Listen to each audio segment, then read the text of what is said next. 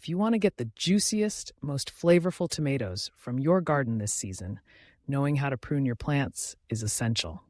Pruning isn't just for roses and fruit trees. It's a simple, powerful way to help your tomato plants stay healthy, productive, and easy to manage. Whether you're a beginner gardener or looking to boost your harvest this year, pruning will give your tomatoes the best shot at producing a bumper crop.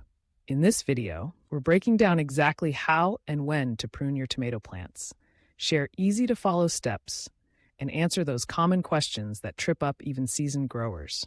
So let's dig in and discover how you can prune tomatoes for maximum yield. First, why prune tomatoes at all? Tomato plants are vigorous growers. If left alone, they'll often sprawl and become bushy, producing more leaves and stems than fruit. Pruning helps direct the plant's energy into producing bigger, healthier tomatoes instead of excess foliage. Pruned plants get better airflow, making them less susceptible to diseases like blight and mildew. They're also easier to manage, water, and harvest. In short, a little time spent pruning now will mean more and better tomatoes on your plate later. But not all tomato plants need to be pruned the same way. There are two main types of tomatoes, determinate and indeterminate. Determinate tomatoes, sometimes called bush tomatoes, grow to a predetermined height and produce fruit all at once. They typically don't need much pruning, except for the removal of dead or diseased leaves. Indeterminate tomatoes, on the other hand, keep growing and fruiting throughout the season. These are the tomatoes that benefit most from regular pruning because they can become unruly and waste precious energy on excess foliage. Before you start cutting, it's important to know what you're looking for. The main thing you'll be removing is something called a sucker. Suckers are small shoots that grow out of the spot where a leaf stem meets the main stem, an area called the leaf axil. If left alone, suckers can become large branches, leading to a crowded, tangled plant. Removing most suckers helps focus the plant's energy on developing strong stems and fruit-bearing branches. So, how do you identify and remove these suckers? Inspect your plant regularly. About once a week is ideal. Look for small shoots at the junction between each leaf and the main stem. When suckers are small, around 2 to 4 inches long, they're easiest to remove. Simply pinch them off with your fingers or use a clean pair of garden scissors or pruning shears if they're larger. Always ensure your tools are sanitized to prevent spreading disease from one plant to another. Now that you know what to prune, let's talk about timing. Start pruning your indeterminate tomato plants when they're about 12 to 18 inches tall.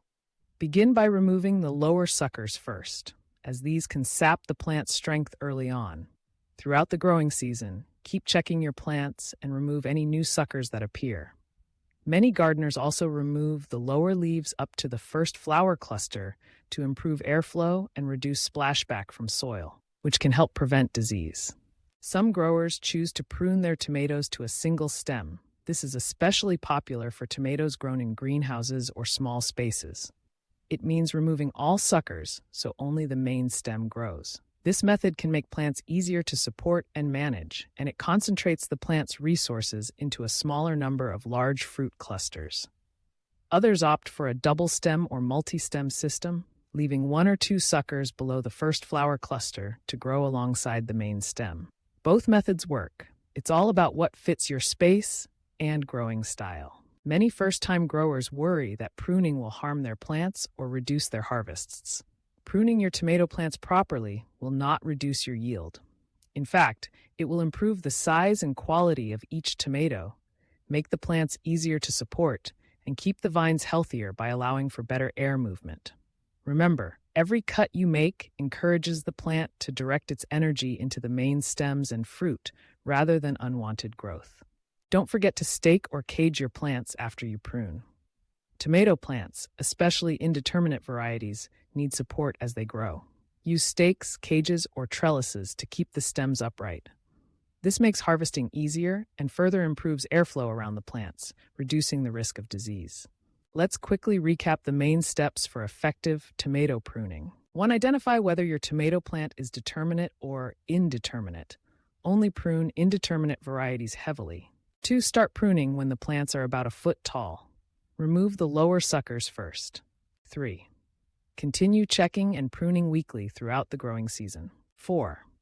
Focus on removing suckers that grow between the leaf stem and main stem, especially those below the first flower cluster. 5. If desired, decide whether to keep a single stem, double stem, or allow multiple main stems.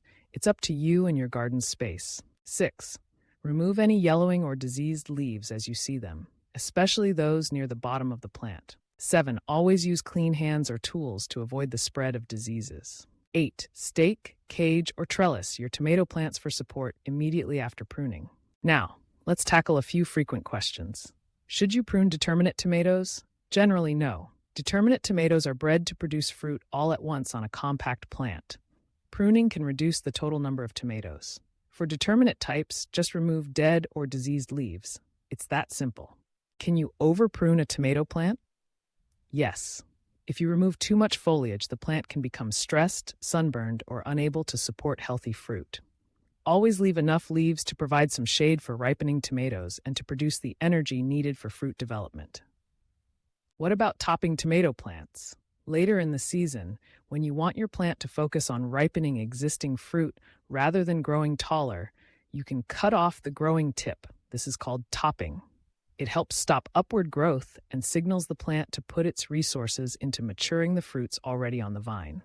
In summary, pruning your tomato plants is an easy, effective way to get healthier growth, better airflow, and more delicious tomatoes.